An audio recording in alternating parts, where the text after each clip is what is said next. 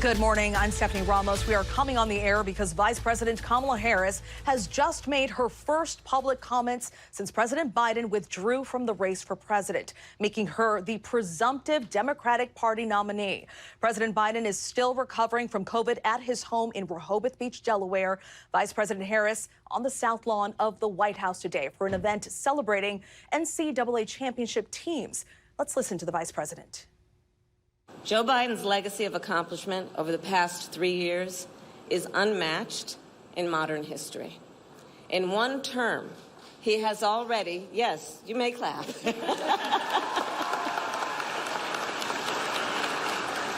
In one term, he has already surpassed the legacy of most presidents who have served 2 terms in office. And I first came to know President Biden through his son, Beau.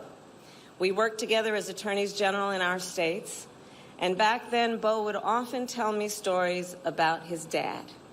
He would talk about the kind of father and the kind of man that Joe Biden is. The qualities that Beau revered in his father are the same qualities that I have seen every day in our president. His honesty, his integrity, his commitment to his faith and his family, his big heart, and his love, deep love of our country. And I am firsthand witness that every day our President Joe Biden fights for the American people, and we are deeply, deeply grateful for his service to our nation. Vice President Kamala Harris there at the White House, her first remarks since being endorsed by President Biden yesterday. There is already tremendous speculation about her possible running mate. Donald Trump, J.D. Vance, and House Republicans quick to go on the attack, calling on President Biden to resign from office. President Biden is expected to address the nation about his decision at some point this week. He has already signaled he plans to finish his term.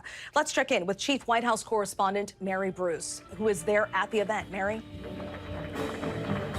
And Stephanie, certainly a bit of an unusual setting here for the vice president to come out, given the extraordinary circumstances of the last 24 hours. She is here in front of, as you can tell, a rather rowdy crowd of college athletes. You will note in that soundbite that we just heard there, the vice president today talking a lot about the president, her praise for him, her deep gratitude for him and for the work that they have done together. What you didn't hear Vice President Kamala Harris talking a lot about was her candidacy, though she has made very clear that she is all in on this race, that she intends to not just run, but to win and to beat Donald Trump. And of course, we have seen really a remarkable coalescing in just the last 24 hours. It's all happening very quickly. Party leaders, Democratic heavyweights coming out, giving their support to Vice President Kamala Harris, sending the message to the party to fall in line, that they want to put their weight behind her. Certainly, there is still time for others to jump into this race. But Stephanie, right now, Vice President Kamala Harris is certainly the Democratic frontrunner.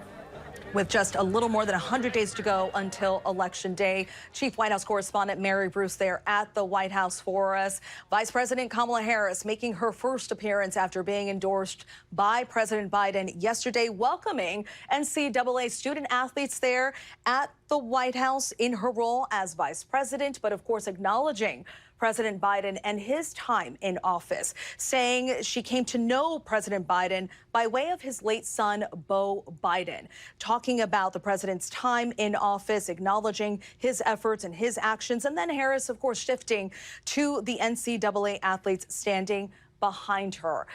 Let's go back to Mary Bruce there at the White House. Mary, we know we are just less than 24 hours since President Biden endorsed Kamala Harris, but what are the next steps?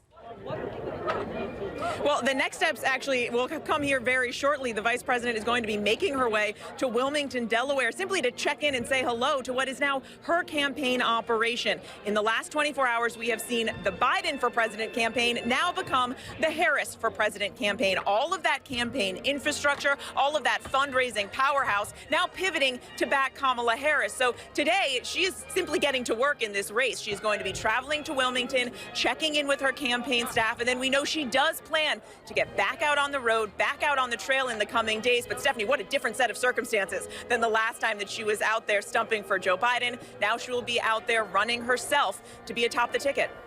It certainly is a completely different day, a completely different campaign. The vice president tweeting out just a short time ago that today is day one.